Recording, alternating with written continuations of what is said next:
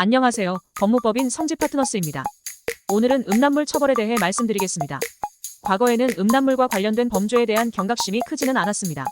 하지만 현재는 본인의 의사와 관계없이 음란물에 출연하여 유포되었을 때 피해자의 피해가 막심하다는 점, 해당 음란물이 사회적으로도 악영향을 끼친다는 점을 감안하여 중하게 음란물 처벌을 내리는 추세입니다. 특히 최근에는 SNS에 음란물을 게시하였다는 이유로 공공기관에 재직 중이었던 직원이 파면 처분까지 받았습니다. 음란물로 인하여 형사처벌을 받을 수 있을 뿐만 아니라 별도로 행정처분을 받을 수 있다는 점도 주의하여야 합니다. 이번 글에서는 음란물로 디지털 성범죄에 연루되었을 때 놓쳐서는 안 될 법령과 판례에 대해서 말씀드리겠습니다. 불법 음란물이란? 상대방에게 동의를 구하지 않고 수치심을 유발할 수 있는 신체 부위 또는 성적 행위를 촬영한 것은 성폭력 범죄의 처벌 등에 관한 특례법을 위반한 것입니다. 그리고 현행법은 이러한 촬영물을 시청, 소지, 저장, 구입하는 행위를 모두 처벌 대상으로 규정하였습니다. 카메라 등의 기능을 갖춘 기계장치를 이용하여 성적 욕망 또는 수치심을 유발할 수 있는 사람의 신체를 동의 없이 촬영한 것은 카메라 등이용 촬영죄에 해당하며 7년 이하의 징역 또는 6천만 원 이하의 벌금에 처합니다. 상대방의 동의 없이 촬영물 또는 복제물을 반포한 것은 7년 이하의 징역 또는 5천만 원 이하의 벌금에 처합니다. 제14조 제1항, 제2항. 위의 행위로 촬영된 촬영물 또는 복제물을 고지, 구입, 저장 또는 시청한 자는 4년 이하의 징역 또는 3천만 원 이하의 벌금에 처합니다. 제14조 제4항. 음란물로 피해를 입은 피해자가 성인인 경우 이 규정에 따라 형사처벌이 진행됩니다.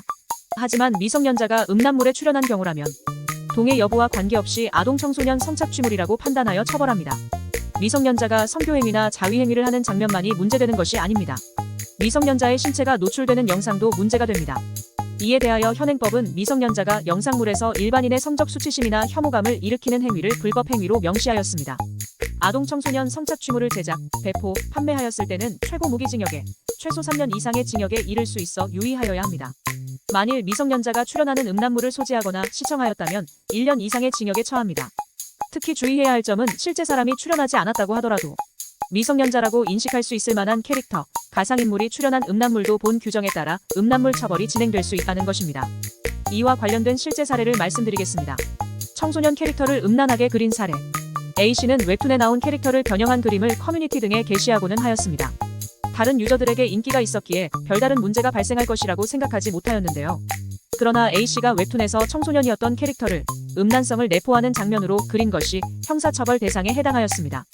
대법원은 애니메이션 캐릭터도 청소년이라고 인식되기에 충분하다면 해당 캐릭터가 나오는 음란물은 아동청소년 성착취물에 해당한다고 판시한 바 있습니다. 이 판례에 따라 A씨는 교복이나 학교 체육복을 입고 있는 캐릭터의 신체가 노출되었거나 성적 행위를 의미하는 포즈를 그린 혐의로 기소되었습니다.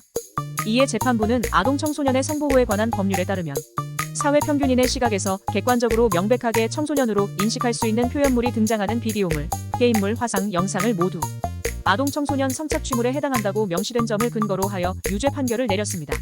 A씨는 징역형에 처하였으나 최종적으로 집행유예 처분을 받았습니다.